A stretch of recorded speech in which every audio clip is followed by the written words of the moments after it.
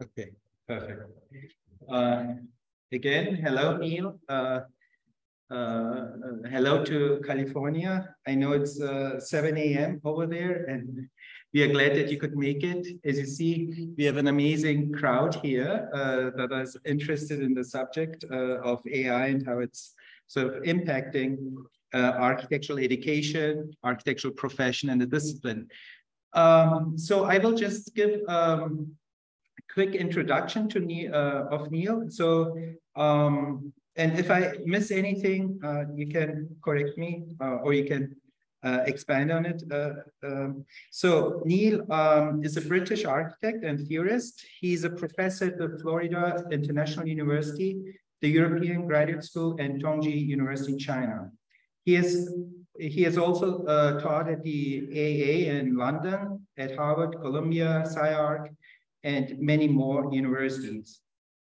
He's currently the director of the doctoral programs, both at Florida International University and at Tongji University.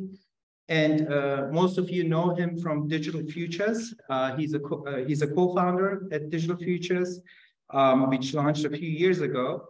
And it became a very important and active online platform for architectural education where important ideas were made available or spread to architects and students all around the world, regardless of their nationality, ethnicity, religion, gender, age, or economic standings. Digital Future offers their content in several languages, and they also have a Turkish channel. Its primary focus is on architecture, in particular, advanced architectural technologies like AI, like our subject today. But it also covers other topics, relevant topics on philosophy, theory, social equality, environmental concerns, and other important issues as they relate to architecture. All the recordings are uploaded on YouTube, and they form a repository of educational materials that is available for everybody to learn from. It's interesting, however, that Neil's initial research focused on the Italian Renaissance. He translated Alberti's 15th century treatise on architecture. He then worked on contemporary architectural theory. And when I was a doctoral student, I also read his Rethinking Architecture, which is a reader in cultural theory, published in 1997, and it contains important contributions by thinkers like Derrida, Heidegger, Foucault, and Walter Benjamin, among many others. This set out a stage for Neil's later work in computation. He published over 30 books on architecture and digital design, which have been translated into 6 different languages, and he's currently working in the field of AI, where he has published 2 books, Architecture in the Age of AI, An Introduction to AI for Architects, and Machine Hallucinations, Architecture and AI.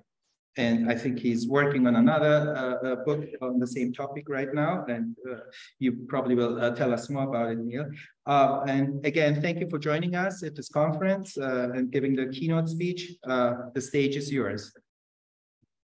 Thanks, Imdat. And it's great to be here. I wish I could be there in person. I just wanted to mention that on Sunday, we have our closing ceremony in Digital Futures. And in fact, we'll be giving a Turkish language award for the first time ever. And maybe I can tell you, it's going to go to Memo Aktan, who is an amazing AI media artist, currently based in San Diego, but he comes from Turkey. And his sister studied architecture in your institution. So I don't know if anyone remembers her. I don't know how good she is, but we're always amazed by the contribution that we get from Turkey, which is in the field of AI, which is truly astonishing. Let me start, though, by saying that initially Imdat invited me to talk about copying in AI. And I was happy to talk about that. But when I discovered that the conference was about education, I think there's a much bigger issue to be addressed. And that's what I want to address today. But let me just simply say, I think there's in terms of copying, there's a lot of confusion. I mean, it's not helped by articles like this by Mario Carpo, who thinks that AI copies. AI does not copy. Let's be totally clear here. Human beings copy. AI never copies. In fact, it's almost impossible to copy something. I recently did an exercise where I generated probably up to 10,000 images based on Mies van der Rohe's Barcelona Pavilion. I never got Mies van der Rohe's Barcelona Pavilion at all, ever. You know, it doesn't copy. We can go into that discussion later, but I think there's a lot of confusion about some of these kind of issues, which I think are peripheral to the whole discussion. We actually recently published, I was part of a group from Harvard and MIT. I used to teach at the GSD, we published an article in Nature, which was looking at the whole area. And what was so interesting was there were some legal scholars who were also part of this team and looking at the problems of copyright. And all I would say is it's a very murky field, but the only way in which there is a copyright infringement is when people have scraped data from the internet that is protected by copyright. That's the only area. And I think there's a lot of exaggeration about the misunderstanding about copying. Equally, I think there's other issues to do with ethical concerns, such as bias and so on. A lot of energy spent on bias in AI. Well, the bias ultimately comes from us. It's in the data, and it comes from human bias.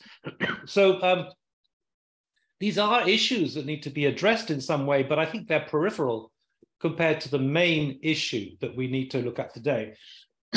So what today I want to look at is, these are the things I'm referring to, the kind of things that have been going on in the newspapers and on the television and so on the last few weeks, talking about the threat of AI at an existential level. And what I want to do today is really talk about that, and then talk how that is going to impact upon the profession. And then as a consequence of that, how it's going to have an impact on education as a whole. And I use the term crisis because I think we are going through a crisis, existential crisis for human beings, which I'll explain later.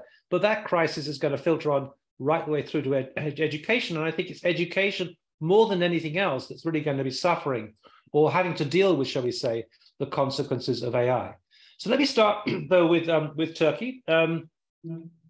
It always amazes me how much talent there is in terms of AI in Turkey. Here in LA, we have a number of super talented individuals from Turkey, Güven Çağzel, Refik Anadol, who actually was the first person to ever generate a design, I think anyway, using GANs. And this is the image on the front cover of my book. And Refik has been central. He was a head of architects. He's not an architect. He's a media artist.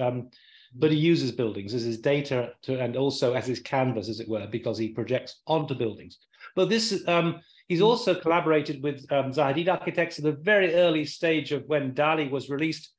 Before any architects had access to it, Refik was working with it, and he collaborated with Zaha architects. And you can see the next generation of images that came out of these diffusion models was really quite extraordinary compared to the previous ones. And we're now in a situation where, I don't think I need to tell anybody in this audience that, basically we've suddenly got a tool that is incredibly effective, that very efficiently, without having to train it, can generate images of buildings. And without much technical knowledge, you can do this, and it can do it at a much greater resolution and much more convincingly than GANs can do.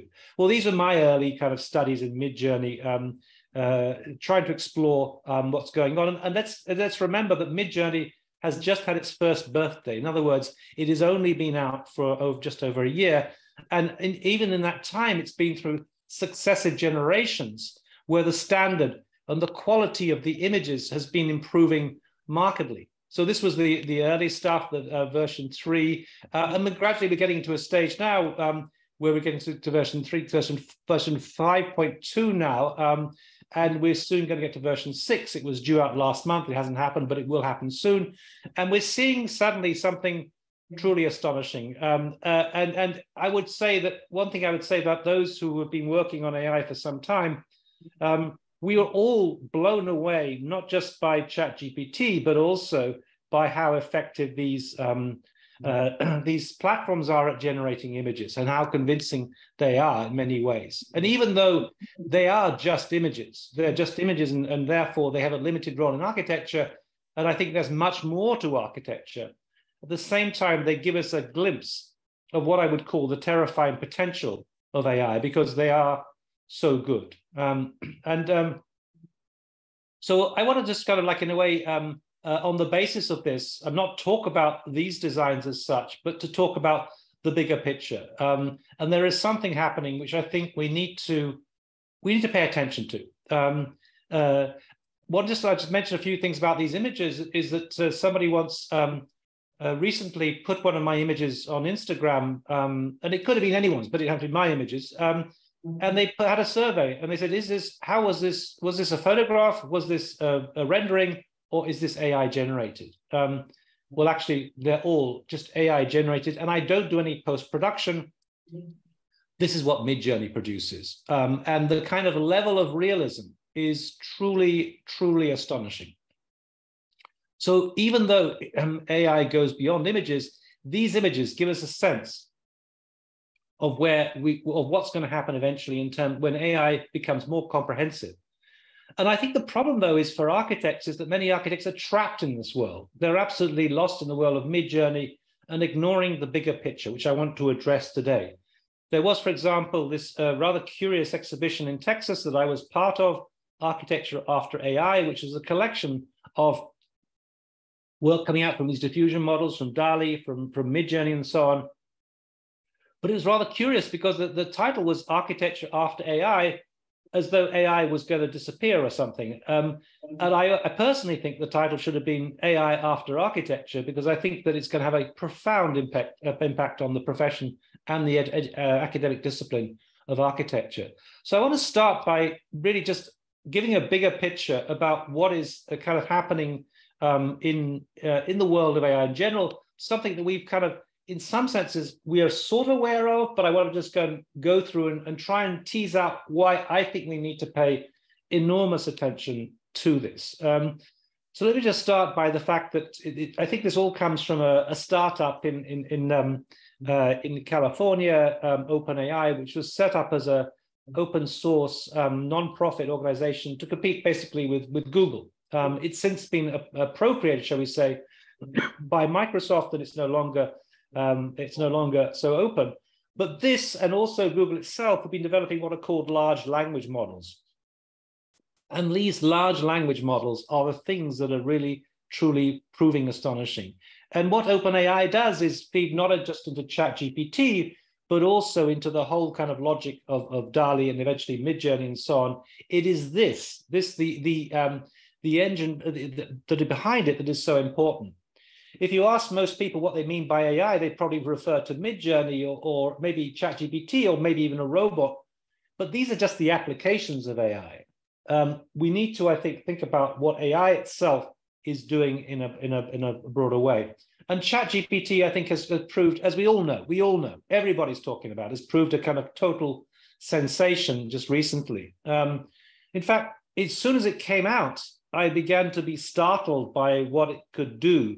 I think it was 2 days after the launch of ChatGPT, I was watching the quarterfinal of the World Cup football between Croatia and Brazil. And as we all know, Croatia won that match in a penalty shootout. But what was interesting is that this guy, Neymar, who is perhaps the best player in the Brazilian team, didn't get to take a penalty. He was down to take it number 5, but by then Brazil had lost. And what was interesting also was that a colleague of mine, Angelico Poncio from Digital Futures, who was from Brazil, was so annoyed, so incensed that Neymar hadn't taken a penalty. She went to ChatGPT and said, who should have taken the first penalty? And they basically said the best player, i.e. Neymar. In other words, suddenly I began to realize this was like an oracle. It could tell you advice on anything, not just football, but also architecture. We could be using ChatGPT to give us advice on what materials to use in a building, but so too a non-architect could do that. And that itself is also kind of alarming in some way. So what's happened as a result of all this is there's been a kind of intense competition that has been going on, Google versus OpenAI being the primary, but not the only groups, entities as part of this competition. And in response to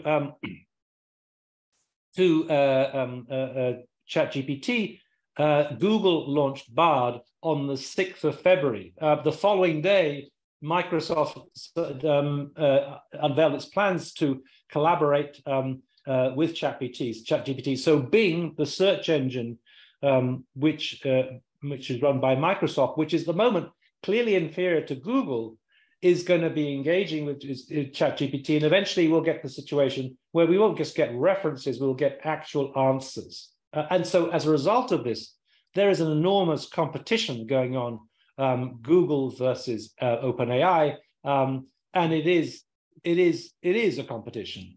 They are fighting to try and to be the leading kind of search engine. And this is a comment that's been made by the CEO of Google, Sundar Pichai, which is interesting in itself in terms of the kind of the frenzy, the race that is going on.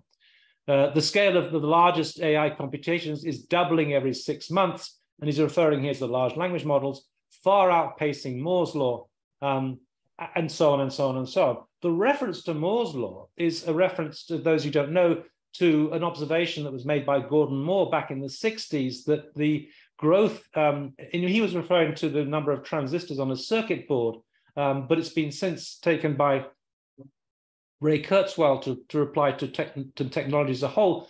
Gordon Moore said the number of transistors on a circuit board was doubling every 2 years, and the price was coming down by half. In other words, we had exponential growth. So, in other words, not 1, 2, 3, 4, 5, but rather 1, 2, 4, 8, 16, which is the scary thing, because it is speeding up and it is speeding up. And whatever we have today, by this time next year, we'll be astonished by what is happening. And of course, then we had GPT-4, and we're going to get GPT-5 and GPT-6 and so on. Each time, these things are going to get much more and more powerful. What is interesting about these particular models is actually they're not so sophisticated. It's simply the size, they have billions of parameters, and there is so much data that has been uploaded. It's not necessarily a question of technology, it's simply the size, although this is helped by the use of transformers, hence in the title, GPT, T stands for transformers, that allow it to basically learn in parallel and absorb all this knowledge so quickly. So there is something happening which is truly astonishing, and we don't know why, but these things work, and they work better than we ever thought they would.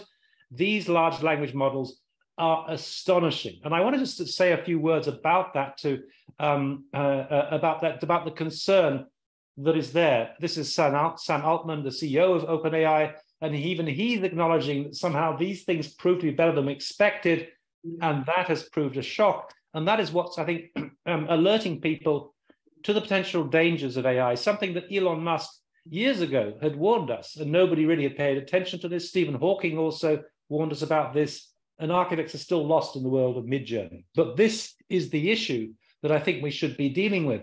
And one of the concerns that comes through over and over again, and you see the same with architects as in with any other group, is this failure to recognize that actually AI might be more powerful than human beings. And this is a conversation that took place in 2019 between Elon Musk and Jack Ma, where Jack Ma makes the mistake of thinking that human beings couldn't produce a machine more capable than human beings. I never in my life say human beings will be controlled by machines. It's impossible. Human beings can never create another thing that is smarter than human beings. And Elon Musk, I think, rightly corrects him. I very much disagree with that. The biggest mistake I see people making is to assume they're smart. People underestimate the capability of AI. They sort of think it's a smart human, but it's going to be much smarter than the smartest human you will ever know. That is absolutely correct. And frankly, it already is. And as a result of all this, the shock, as it were, that these large language models were so capable of being proven so capable, there was, of course, this famous letter that was published by the Future of License Institute, where they were calling for a halt on the development of large language models, larger, more powerful than GPT-4. Well, that was never going to succeed. I mean, it's a bit like asking the leaders in the Olympic marathon to slow down. I mean, of course, if they slow down, the others will catch up. And in a capitalistic system, you can't persuade anyone to slow down in this way. So this was doomed to failure. And we have this thing. But I want to just kind of like, by way of comparison to illustration, I think that the key issue that nobody has been focusing on enough, partly because the terminology is a little vague, but I think it's the terrifying part of it myself anyway, is the theory of emergence. And let me just maybe play for you a video, I hope it's going to repeat, of some starlings in Brighton, England, coming into roost. And this is a phenomenon that is known as murmuration, the kind of the choreography, shall we say, of these birds, which is astonishing. Now, what is happening? This is an example of swarm intelligence, and I would say that swarm intelligence was the kind of what many who are now working in AI were initially working on. I'm referring here to media artists like Casey Reese, who developed processing. I'm referring also to architects like Roland Snooks. Now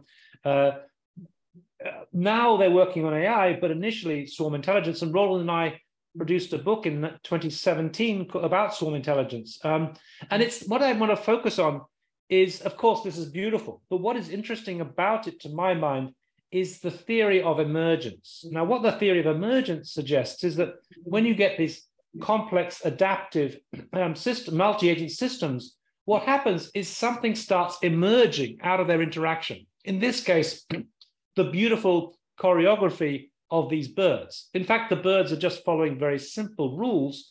You know, keep a certain distance from the bird in front on either side, go in the same general direction at the same speed. But out of that, this phenomenon called emergence, this unpredictable behavior begins to appear. And we can observe it, but it's very hard to explain it. It's almost like magic. I haven't come across a single convincing analysis of what's happening now. It is a very, very curious and strange behavior. Now, what is interesting is not so much the fact that now people working on swarm intelligence are working on AI. What is more interesting to me is that AI itself is exhibiting emergence. What is happening is these large language models are capable of teaching themselves new languages just by looking at the data. They are capable of teaching themselves to code just by looking at the data. They can do mathematics, they can do all sorts of things. That is truly astonishing. That has surprised everyone. These are referred to as emergent abilities. Now, I think this is what is so terrifying, because I mean, it's amazing, of course. Don't get me wrong, it's amazing. But my question is, what are those abilities that we don't know about? We know that they can translate languages. We know that they can write code. But what else can these things do that we've got no clue about right now? So I want to then just use that. And I came across this little excerpt from Geoffrey Hinton, and it's got ants on the front, which of course is the same principle. The pheromone laying logic of ants also is part of swarm intelligence, part of emergence. But I want to play you Geoffrey Hinton, because Geoffrey Hinton is someone who is truly, truly astonishing. He is the person behind what's been happening recently. He is a genius. He is from the UK, moved to Canada, didn't want to work in the States because the States is all research is funded by the military. And he is the one who was totally convinced about that neural networks would be the way forward. He'd been studying the mind. He'd been working in the area of neuroscience, and was convinced the only way that AI was really going to work was by being loosely modeled on the mind. And he pushed neural networks even when they were out of favor. Then as soon as the technology became more powerful, as soon as computers became more powerful, much quicker, as soon as we got GPUs, all of a sudden, neural networks worked. And I won't go into this detail, but that was behind image recognition. And out of image recognition, we got image generation. So his logic of deep learning of neural networks is what's powering this new generation. People now recognize he was doing the right things. Neural networks were out of favor, and now everybody is doing them. If we're talking about AI these days, we're talking about neural networks. So Geoffrey Hinton is, I think, the most important person in the world in some senses in terms of AI. Also, this is a fact I'd never spoken about in a lecture before, but I got it from emailing him the other day. He actually studied architecture for 2 days. He applied to Cambridge University in England, and he studied architecture for 2 days. I think those 2 days were taken up with him discovering how, or finding out how he could transfer to another course, because he transferred from architecture eventually into natural sciences, and then, of course, now he's an AI expert. Thank God he did that, because he is the person who's shown us all these things. At the same time, he's also concerned about how amazing they are. So I can just play you him talking about his concerns and see why somebody so important that is concerned about AI. It made me realize that these digital intelligences have something we don't have that makes them much better. When one of them knows something, it can tell all the others. That's what we don't have with people. So imagine you had 10,000 people, and imagine if when one person learned something, everybody knew it. You could learn a lot more stuff, right? And that's why things like ChatGPT knows like 10,000 times as much as any one person. It's because when you train it, there's lots of different copies looking at different bits of the data and learning stuff, and they can all combine what they learn instantly with a bandwidth of like trillions of bits. So can they think? Yes.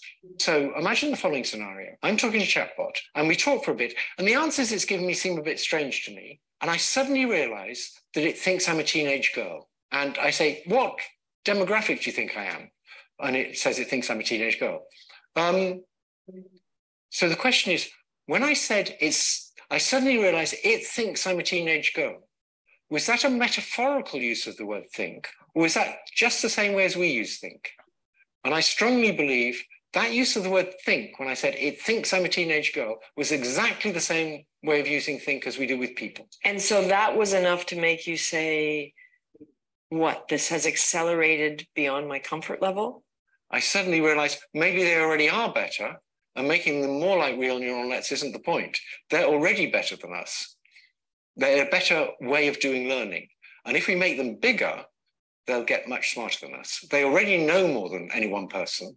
I understand that things could go awry, but I still think that people hear the notion of danger and they dismiss it as hyperbole. I thought it was hyperbole for a long time because I thought these things were a long way off. I thought there will eventually be danger, but I thought focusing on it now is unnecessary because it'll be 30 to 50 years before these things get more intelligent than us. But this combination of realizing that they might have a much better way of learning than we have because they can share knowledge instantly, and seeing things like ChatGPT or Palm at Google that can explain why a joke is funny made me realize these things are already pretty intelligent. And if they've got a better form of intelligence than ours, then it gets to be much more urgent.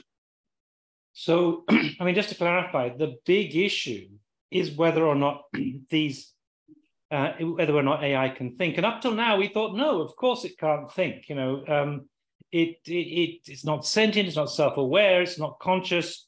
It has got no more capacity to think than a pocket calculator. But now even these leading experts are beginning to question this. And this, I think, is the most important point. Now, I guess the point is this, is some of the terminology we use, thinking, learning, intelligence, understanding, and so on. We kind of anthropomorphize these things, and we think that maybe project them onto technology. But actually, I think what Geoffrey Hinton's saying is that AI has a capacity to do these things, not in a human way, but nonetheless in a superior way. So there is a kind of form of understanding. If it can explain a joke, this is the point he made here. If it can explain a joke, it must understand that joke at some level. And so what they're beginning to realize is that maybe there's a form of intelligence, not the same as human intelligence, but far, far superior. In fact, some people say that already AI knows 1,000 times what we know. And in fact, ChatGPT does that anyway. And soon AI will know 1 billion times more than us. This is the point. It has a form of intelligence that is not the same, but is clearly superior. And I think that is the real issue that we deal with right now. And I think this is why I often refer to this term, the second Copernican revolution, because we know that Nicholas Copernicus pointed out that the universe doesn't revolve around the Earth, rather the Earth revolves around the sun. I think we need to go through a second Copernican revolution and realize that we are not the center of intelligent life. There is something out there that is far more intelligent than us, whose intelligence is off the spectrum, as it were. Now, let me just simply say, those of you who have dogs will know that dogs have got a better sense of hearing and smell than human beings. AI, but we don't know what they're smelling. AI is a bit like that. It has a faster, greater range of intelligence, but we don't even know what it's talking about. It's beyond us, just as a dog's sense of smell or hearing is beyond us. And we need to recognize that. And rather than maybe taking a very human-centric position and judging AI in human terms, we need to reverse that and judge humans in AI terms, because if we do that, we realize how inefficient human beings are and how superior in many ways AI is. And that, I think, is an important message that we need to learn. Let me just simply mention that Arthur C. Clarke recognized this back in the 60s. I'm astonished by this, but let me just simply play this. However, the most intelligent inhabitants of that future world won't be men or monkeys. They'll be machines, the remote descendants of today's computers. Now, the present-day electronic brains are complete morons, but this will not be true in another generation. They will start to think, and eventually they will completely outthink their makers. Is this depressing? I don't see why it should be. We superseded the Cro-Magnon and Neanderthal men, and we presume we're an improvement. I think we should regard it as a privilege to be stepping stones to higher things. I suspect that organic or biological evolution has about come to its end, and we are now at the beginning of inorganic or mechanical evolution, which will be thousands of times swifter. So I agree totally with Geoffrey Hinton and with Arthur C. Clarke, absolutely. And I think we need to pay attention to that. So let me just kind of go into the world of architecture. And I want to sketch this out because I think it feeds into education, just as this bigger world of large language models feeds into architecture itself. So let me start by saying that I think that architects need to wake up. They need to wake up in the way that the Hollywood actors have woken up to the problem of AI right now. And let me just say that it's not a problem of AI as such, it's the problems of how people will use AI, because the problem is that it's not AI that's going to exploit us, it's our employers. There was a case famously also in LA recently where a startup sacked the copywriter, the person who wrote the text for advertisements and so on, because they discovered that ChatGPT could do the job much better, more efficiently, much more quickly, and of course, much more cheaply. And it is employers who are going to be looking for shortcuts, looking for to cut costs, who are going to effectively kick people out of jobs, not AI. But the guys in Hollywood recognize this. Meanwhile, in architecture, we get these kind of naive statements, which are, I find very disturbing in some senses, where architectural commentators who should know better are saying, no, our jobs are safe. The argument is made by people who don't really know much about AI. Well, I'm sorry, but frankly, Geoffrey Hinton does know about AI. And all these people who are writing these letters, they know about AI. And that's why we need to really worry about jobs in architecture. So the idea that architecture is under threat, of course, is nothing new. The death of the architect was proclaimed back in 2015 by FAT, Fashion Architecture Taste, an architectural firm that had disbanded, but which got back together in order to proclaim the death of the architect. Well before AI had an impact, they had recognized that the profession was struggling. It was struggling for lots of different reasons, but it's not just architecture, it's all the other professions as well. And following on from that, there were a series of books that were produced in the subsequent years that became bestsellers, but which architects largely ignored, including this one, The Future of the Professions by Richard and Daniel Susskind, a father and son team from the UK, where basically they point out that the world we operate in at the moment, which is kind of a world which is governed by a kind of, let's say, a gentleman's agreement, a kind of social contract or something, whereby architects police architecture, engineers police engineering, doctors police medicine, and so on. That's going to break down in the future, where we discover we don't need the professions. There are going to be other logics that will kick in, and profit margins are going to be the most important thing. And they predict that as a result, the professions, all that thing will disappear, and we will have operate in a different kind of system. I mean, sorry. So, and there's going to, I think the problem here in some ways is that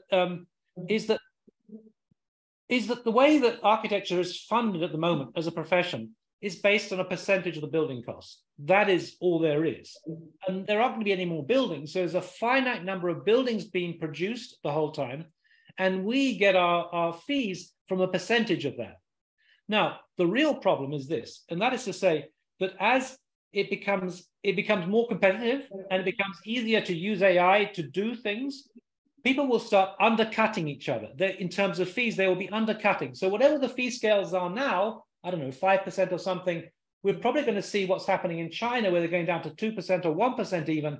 In other words, the real problem is the lumps, the pot of money, the pot of gold, the amount of money coming into the profession is going to go down.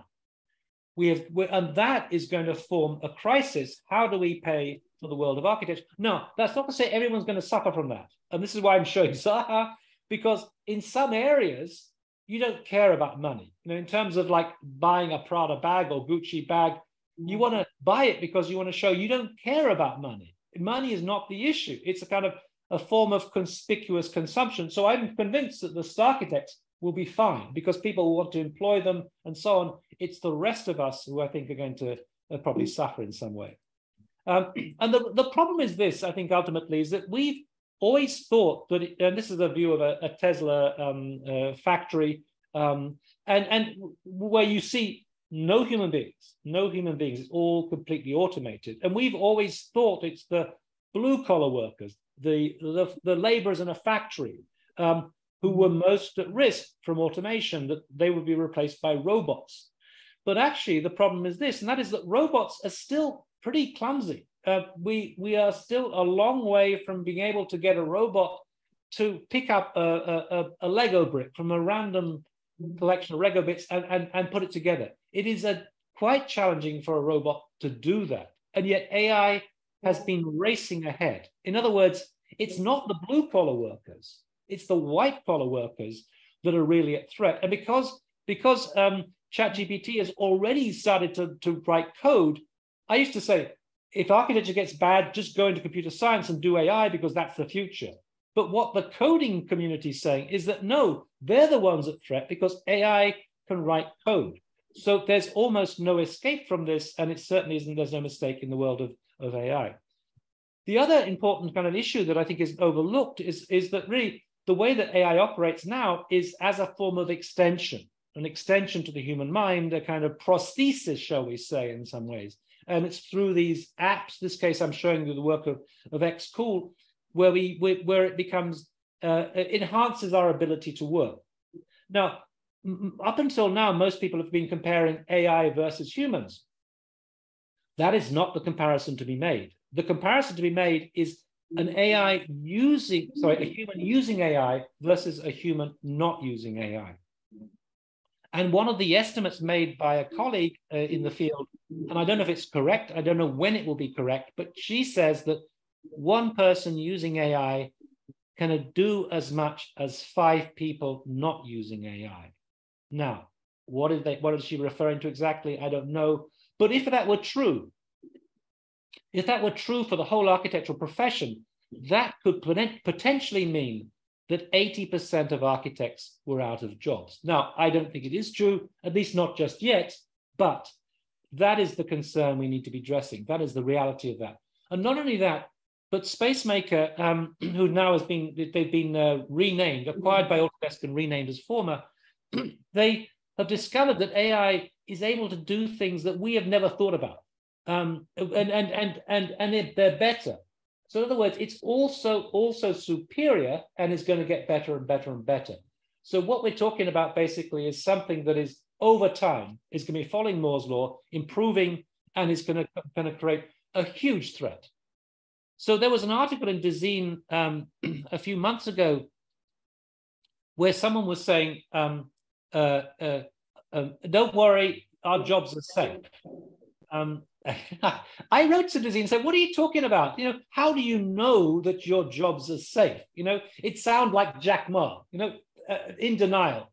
So I then wrote this article, and I wrote it actually with ChatGPT. ChatGPT wrote some of it. And I basically said, no, we need to pay attention to this. Let's not be complacent. Let's not assume that we are safe. Now, what I found interesting about this article was the response. There were two groups. One group was basically saying, yes, of course, we all knew that. This was the group who knew about AI.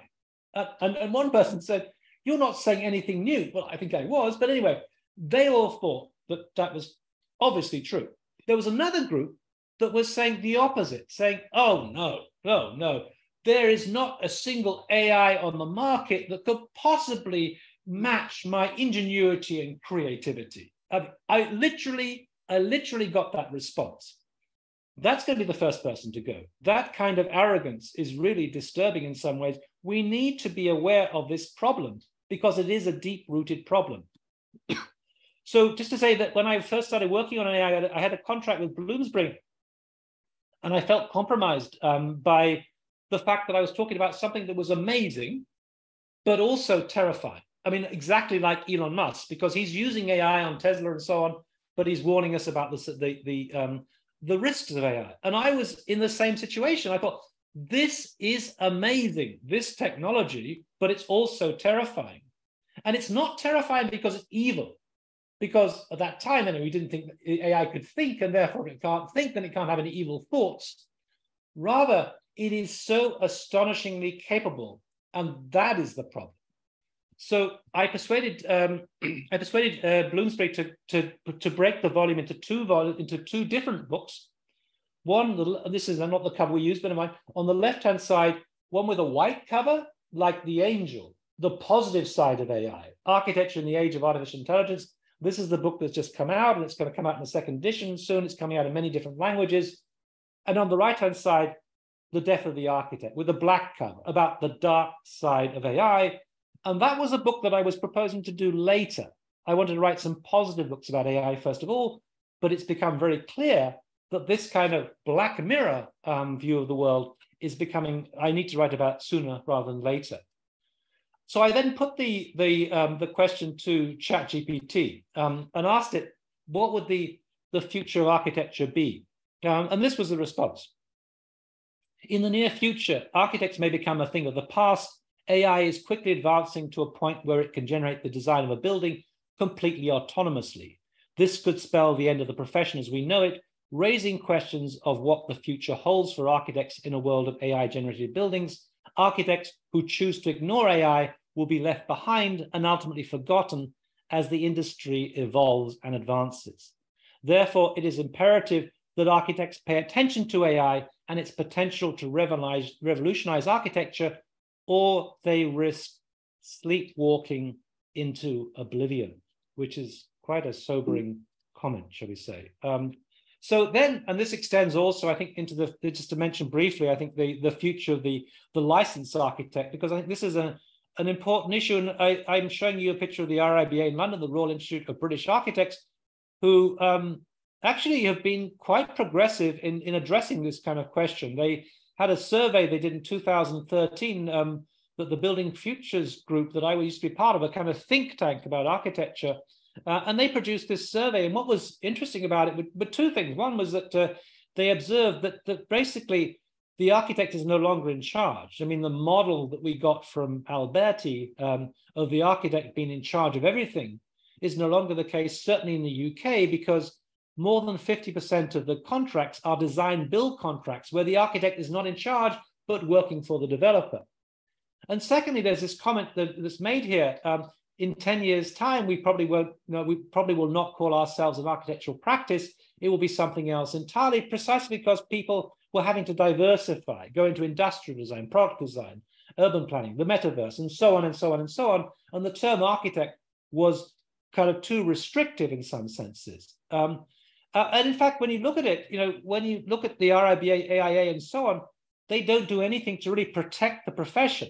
I mean, only 5% of buildings are actually produced by architects. Or I don't know if that figure is correct or not, or where it comes from. This is the figure everyone uses.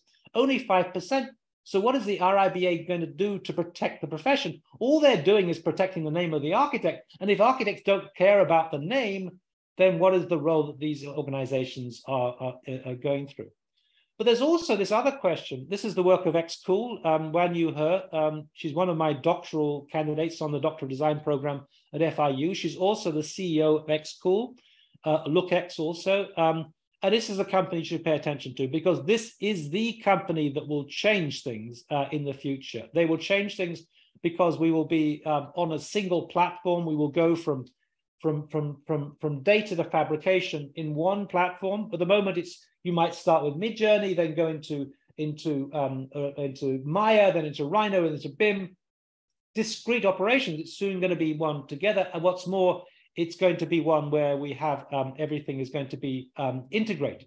So cost, in performance questions, structural performance, environmental performance, acoustic performance, and so on, and all the building constraints are all going to be incorporated into this model, so it's going to be comprehensive. Now, what is interesting about this particular company is that they are being asked to use AI to evaluate competitions. Now, if you can use AI to evaluate competitions, you can use AI to enter competitions, and they've already beaten MVRDV and some of the leading firms using AI. Now, that then asks the question, well, okay, if it's all about that, then surely you don't need to put in a planning permission in the same way before a proposal, because it's already built into the model. The model is always already conforming. So do we need even to be licensed as architects when it's about the performance of the building? And AI can itself ensure that we are conforming in some ways. Anyway, I won't go into that any further, but just simply say this is what I asked when I asked ChatGPT about the future of licensing.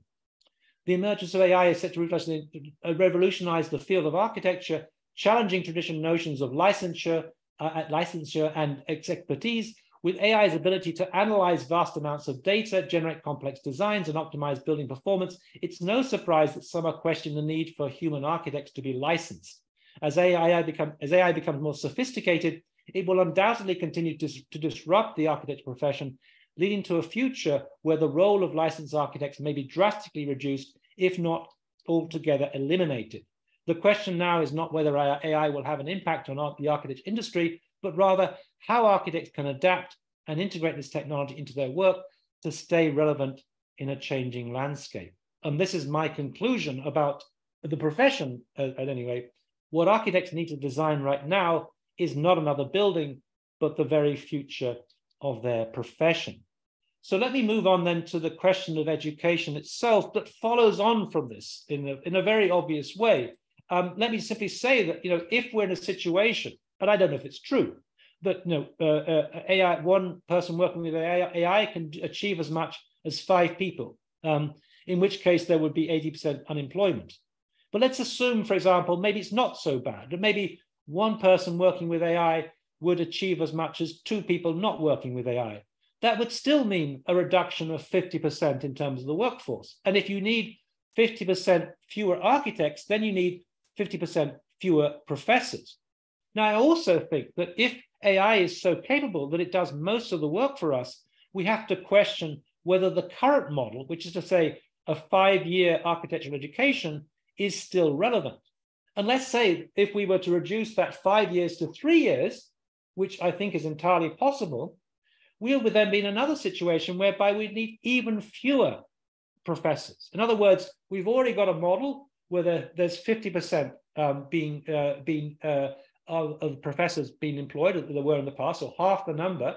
If then we apply that 3 years to 5 years thing to, we actually get 30%. In other words, there will be 30% of the professors we currently have that we will need in the future. We will no longer need so many professors. Now, I don't know if those things are true, or indeed when they will be true, and that's the important question. But nonetheless, that is the thing that I think we need to really grasp with in terms of architecture itself. And of course, ChatGPT comes into this in some ways, in terms of, firstly, in the most obvious way, if the role of the professor has been to offer advice in the past, then an AI can offer advice that is superior to any professor. That already starts questioning that. But obviously, in certain areas, this has been questioned, and I refer particularly to this particular incident in the States, but there were many others. That ChatGPT was banned in Italy for a while, and so on.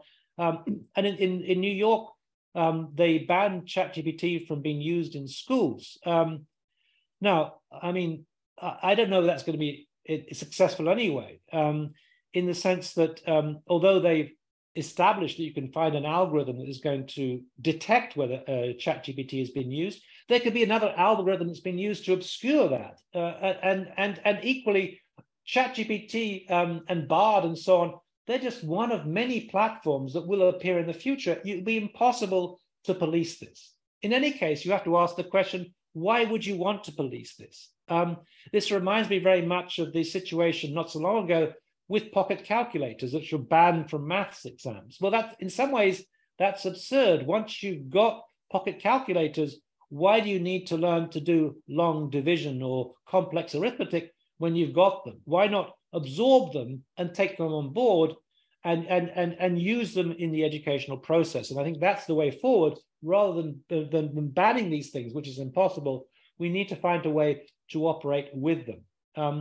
So I'm just going to play a very short clip here back in October, which is like, it's back in the Middle Ages in some ways. My students are already doing this thing, already using AI to generate text so they are kind of before ChatGPT. There are other models that are doing this, but ChatGPT is better to generate text and then to read it out in a different accent and then to generate images. This is the kind of work, and I'll just show you a short snippet. This was what they did in October last year.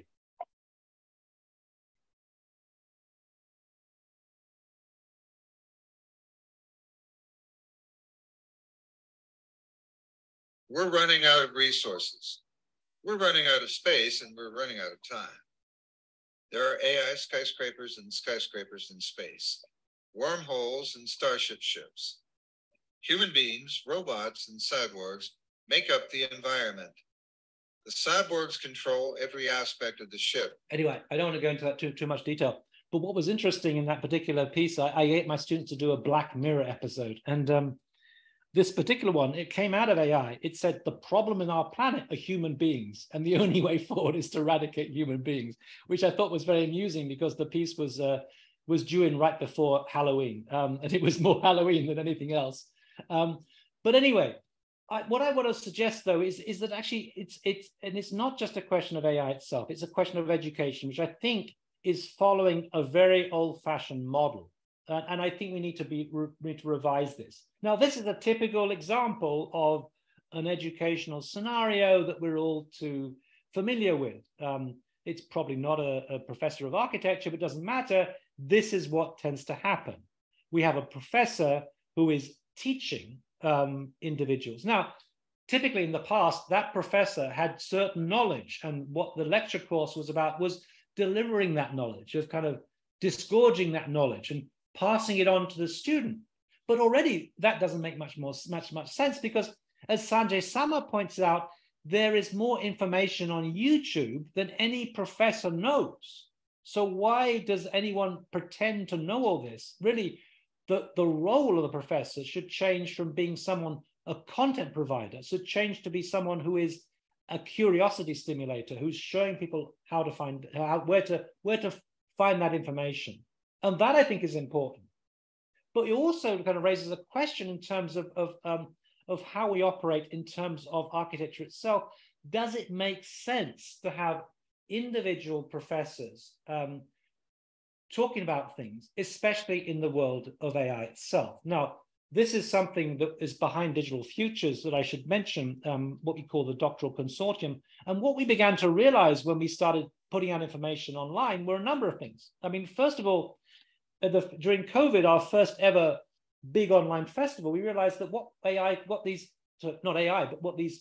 Zoom and things could do, and YouTube, was to break down not just the physical walls of the classroom, but actually to break down some of the barriers, the social, economic, and the political barriers that prevent certain individuals from having access to knowledge. And this has become a driver behind Digital Futures. We want to try and democratize education. For us, education should be a human right and not a privilege of the wealthy. It shouldn't depend on someone being able to pay the fees to go to Harvard, the AA, or whatever. I had a case of one of our team on Digital Futures, Ahmed Hassab, who's from Egypt. He was offered a post at Harvard, offered a place at Harvard, and given a 50% scholarship. And he turned around and said, how do I pay for the other 50%? This is the problem right now with education. It is weighted in favor of the advanced nations, and others are suffering. We're trying to break down that through this. But not only that, the important thing here is that you have a platform. When you think about it, well, instead of having one professor with a small group, why couldn't we have a global platform, a global classroom where everybody could share, and particularly for doctoral PhD students, where normally it's isolated in small groups? Why couldn't we share a universal platform and all benefit from this platform? But not only that, why couldn't we bring in the very best professors in the world so that we have the ideal course rather than what one professor might say? What if we had Akim Menges teaching robotics, we had Daniel Bolajan teaching AI, and so on and so on and so on? Why couldn't we do this? Why are we in this obsolete manner working in a way that is, I think, out of touch? And I'm actually missing one of my videos, which is a bit of unfortunate, but never mind. So I want to just finish off by saying, well, that's also behind AI itself, between Digital Futures itself, especially in terms of AI. The problem about AI is things are changing so rapidly. No professor, maybe there are a couple in MIT, but no professor, or INDAP maybe, right? No professor knows what's going on right now. No professor can teach these things. The only way you can do it, there may be a half a dozen, maybe more than that, 10 maybe, individuals around the world who can tell us about the latest changes and how we operate. And that's what we did on Digital Futures. We got people together like this, Arturo Tedeschi, who is one of the great geniuses from Italy working on computation and AI. And he is pointing out that this is how you can use it with Grasshopper and so on and so on. This is the way forward. So I want to simply kind of say that, just finish off. I've got a couple of comments last to finish off. So what about architecture education? I put the future education to ChatGPT, and this is what it came up with. With the emergence of AI-powered design tools and techniques, the need for traditional architectural education is rapidly diminishing, and it is not inconceivable that it may disappear entirely. As AI algorithms become more sophisticated and capable of performing complex tasks, they can more automate the entire design process from conceptualization to construction. This means that architects may no longer need to spend hours honing their craft through rigorous education and training. As AI technology continues to advance, architects may become a relic of the past, replaced by intelligent machines that can design and build structures with greater efficiency and precision than humans ever could. So finally, let me just simply say that if anyone wants to find out about this thing, we have, and you can see at the bottom here, the YouTube address. We put all these things into a library accessible for everyone. We're going to need to update this in a few weeks because it's out of date now. But you could follow Digital Futures World on Instagram to get those updates, and also me on Instagram. And this again is the library for where we keep all this information. So let me just simply sort of finish by I'll leave that on there by saying that I think the question about AI in education, if we limit ourselves to whether it's copying to these questions or whether it's to simply whether it's or it's biased and all these issues, we're missing the bigger picture. And the bigger picture, frankly, is terrifying. We need to pay attention to this, and it's the large language models themselves that are so incredible but so terrifying. That is going to feed into architecture, and that's going to feed into architecture education. Architectural education is at the front line. We are trying to teach the generation that is going to go out there when the singularity is going to happen, and we need to be teaching them to be equipping them for a world in which it's going to happen. What is the answer? I don't know. But all I would say is once you're aware of the problem, it becomes a different kind of problem. It's one with which you can deal rather than one by which you are trapped. So I hope I haven't taken too long. My apologies for the technical problems there. Yeah, no, thank you, Neil. This was an amazing presentation. We ran a little bit out of time, but we want to take 2 questions from the audience. So anyone who wants to ask a question? Yes, we have.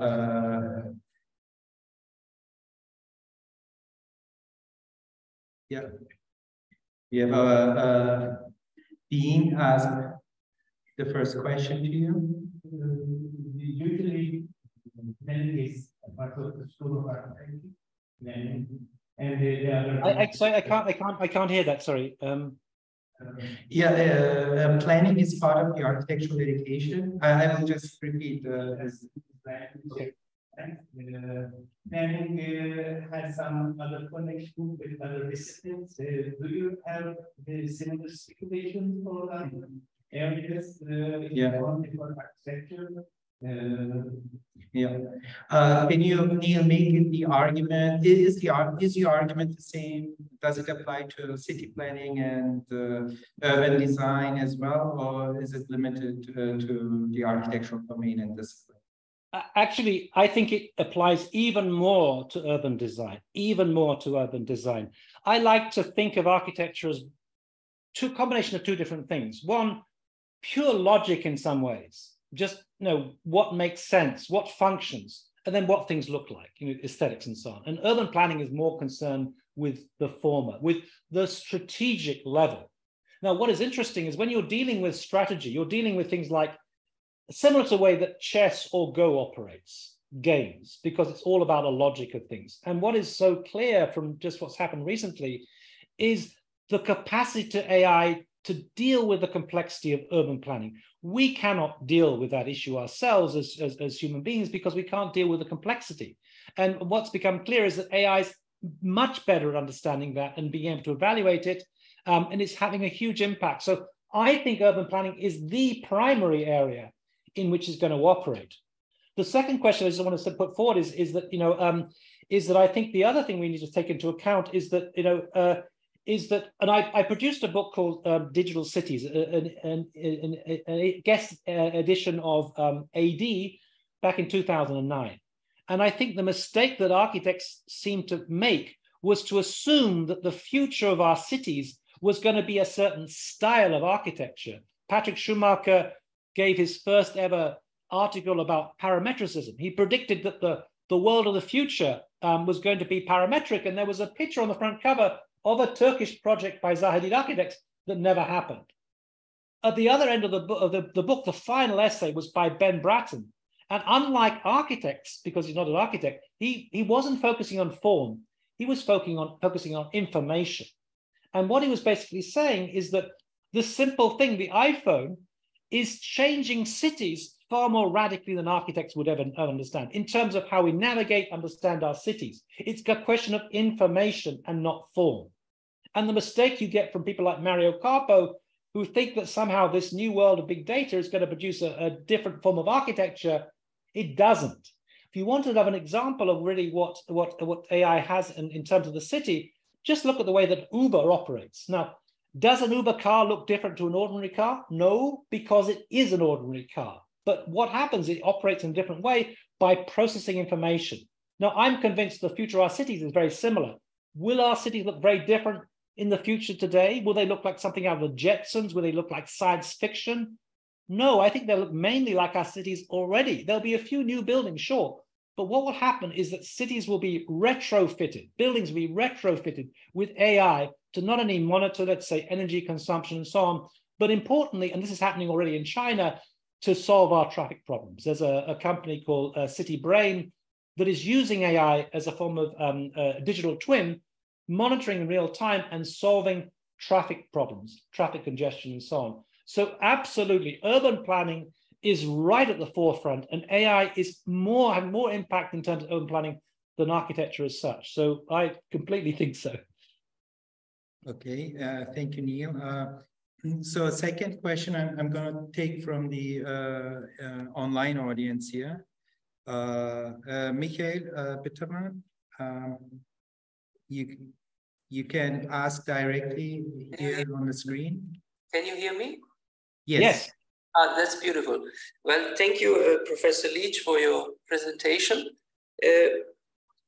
In the last statement on the last screen, well, just before this one, where the chat GPT was talking about the future of education, this one, it is talking about the traditional architectural education to be becoming perhaps obsolete. And here we can wonder, is that correct? Because if it is so that a layman can use a trained neural network and produce a result which apparently is as sophisticated as that of a trained architect, doesn't it need an even better trained architect to debug that proposal by that network and to use the network efficiently? So isn't there an extra need for a high quality education so that we are not in a take it or leave it situation? Yeah, that's a great question. I mean, in my book, I look at that. I mean, there is an argument about AI that says basically that the more sophisticated technology becomes, the easier it is to use. So, my iPhone, for example, I can use simple things like swiping. Note that now, cut and paste, all these things. Now, these are very easy to do, but they're actually quite advanced. Or even facial recognition. When I open the phone, facial recognition. And you could say that actually there is one trajectory that makes life is getting easier and easier and easier. Now, I assume you're from Germany, and I was a DA professor in Dessau for a few years back in 2003 to 2007 or something. And we were doing scripting, coding. We were kind of hacking into the logic of coding, Maya and so on,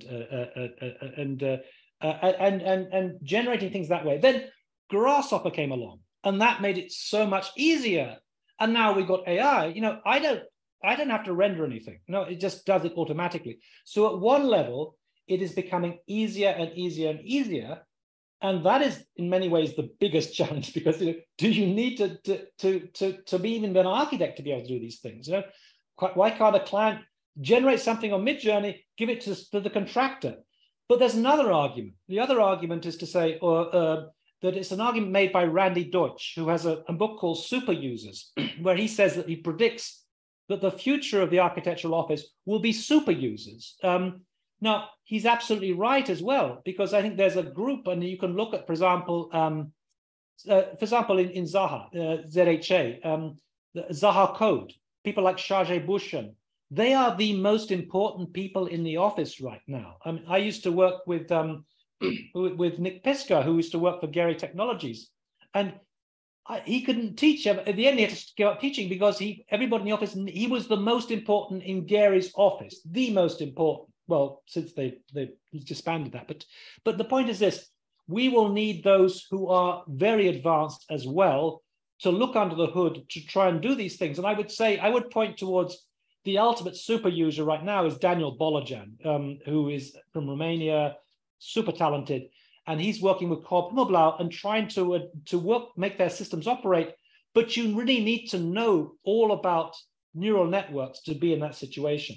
So both situations hold. On the one hand, on the whole, it's easier, and for most people, it'll be very straightforward. And this is actually was the aim of SpaceMaker, to make it simple. But then there's also this other category of super users who will become indispensable.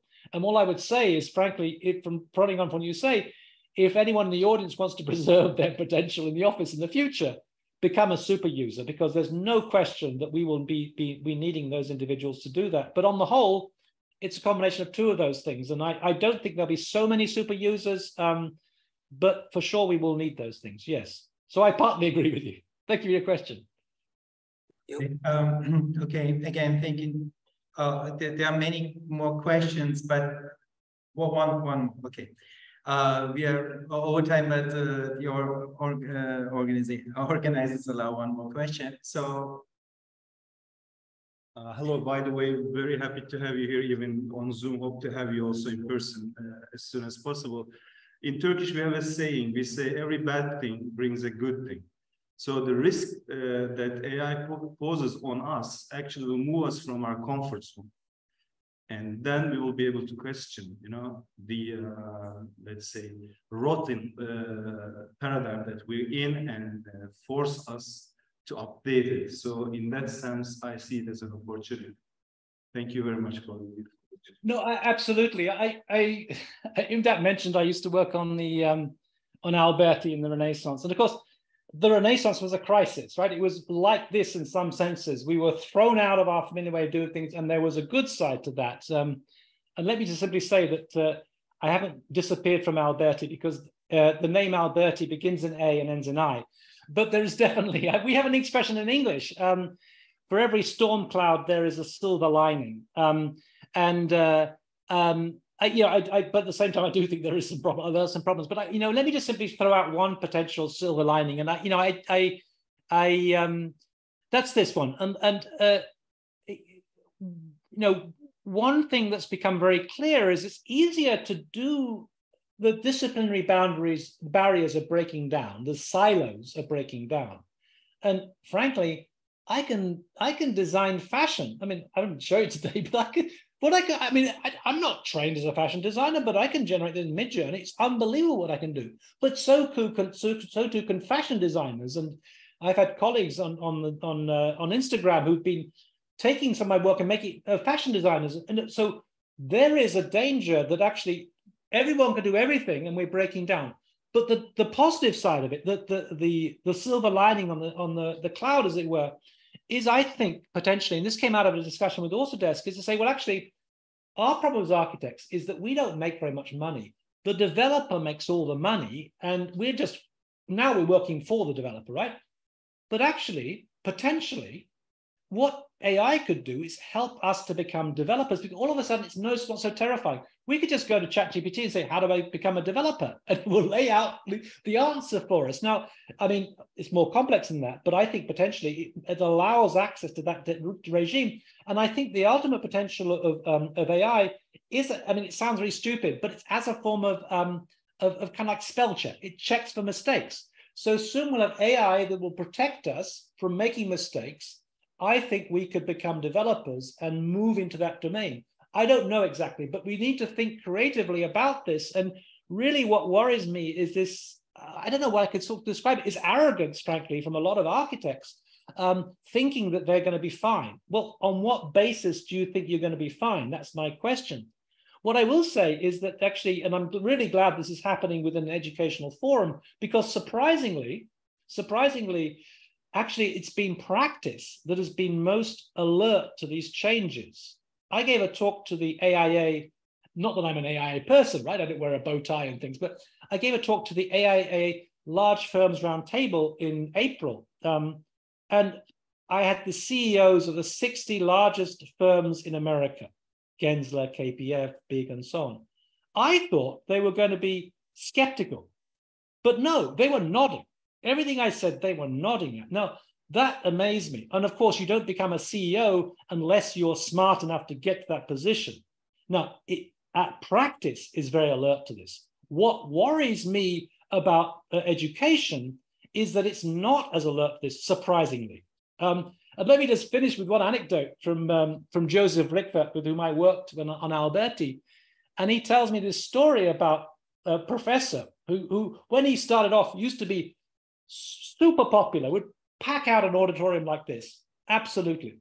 And at the end of his career, 25 years later, there would only be 6 students in the front row. And he said, I don't understand what's happening. I'm giving exactly the same lectures that I used to give 25 years ago. And that's the point. That is the point. In other words, that education often is, we have professors who've studied Le Corbusier 25 years ago are still talking about Le Corbusier. We need to adapt in a way that the profession is adapting and be alert to these changes. So I'm sorry, I've been taking too much, but thank you for your question. Thank you very much. I hope this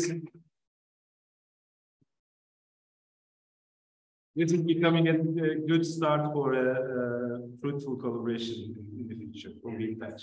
There is one more question if it is available. Thank you very much. First of all, thank you very much for inspiring presentation lecture, Neil. I have a question actually about your presentation. The last couple of words that you said about teaching, because you a couple of times mentioned teaching, and actually disturbed me throughout all your presentation while you are speaking about all these new things. Teaching doesn't fit with the current, how would you say, conjecture now. We have to really have another kind of approach in education rather than imposing teaching, maybe learning by doing, because profession has these things. They are learning together. In education, we are still stuck into the teaching as educators. I think that needs to be shifted in the age of AI. What do you think? No, I think so too. And of course there are some out there who are really very progressive and things like this. I think the real problem in some ways is, speaking as someone who translated Alberti, that we in architecture have lots of courses on architectural history, lots of courses, Vitruvius, Alberti, Palladio, Borromini, whatever. No, we have lots of courses on that, but nothing speculating about the future. Maybe Liam Young at SciArc, someone I knew from AA and so on, he speculates about the future, and a few do, but not many. And we like to think of ourselves as futuristic, but I think we need to sort of step beyond that and think really futuristically about our future. It's not just the profession that needs to reinvent, we need to reinvent what it is we do, also education in some ways. So I absolutely think that's the case. I'm not quite sure what to say, except to say that we absolutely need to do this. And I think that we are at threat anyway. I think that the people are beginning to question the educational frameworks already. I think certainly in the States, people are questioning, why do they have to pay so much money to go into debt, to do their student debt to qualify as an architect when you never pay it off and so on. So there's a crisis, and we've really got to address that crisis. And I think that, as I mentioned, we are at the forefront. We are teaching the next generation that are going to go out when the singularity or whatever it's called happens. So, but that's all I could say is agree with you and say that we need to really rethink something. And let me just put together one comment that came out of what you said just now, and that is to say that as a Latin translator, right, the word computation, what that means actually is to think together. Computare is Latin for to think together. And I think that's an important thing. So in a sense, we have to do that. And that's really what we're trying to do in Digital Futures. We bring everyone together on a platform and we are brainstorming ideas. This never happened before. We never got people from all over the planet, all on the same platform thinking in some way. We need to really compute to think about the future of architecture because otherwise we are going to be dying out by the dinosaurs. And that's important. So I don't know. I don't want to scare you, but I just think that we got to be aware of the problem. The problem is not just copying and things. It's not just, and AI is not just Midjourney. This is a revolution that's happening. We need to be prepared for it, and education needs to be prepared above all. But I just thank you that your university is actually addressing these questions, because a lot of universities aren't, and that's the first step. I think having IMDAT there is obviously a great thing, because IMDAT's one of the experts in the world, and your advantage. I also think from all these Turkish individuals I know over here, that you have something in your blood about AI. I don't know what it is, but there's some very, very remarkable Turkish people out there, Memo Aktan, Güvenç Özil, Refik Anadol, and so on and so on and so on. So yes, thank you. Again, thank you so much, Neil, for this fascinating discussion and your presentation. And I know it's still early over there, so I think you will have your breakfast and we'll have our cocktails here. So have a great day, and hopefully we'll see you again in a future event. Thanks, Inda. I'm going surfing now. I'm in Venice Beach, California. I'm going surfing. Thank you. Thank you. Take care. Bye-bye.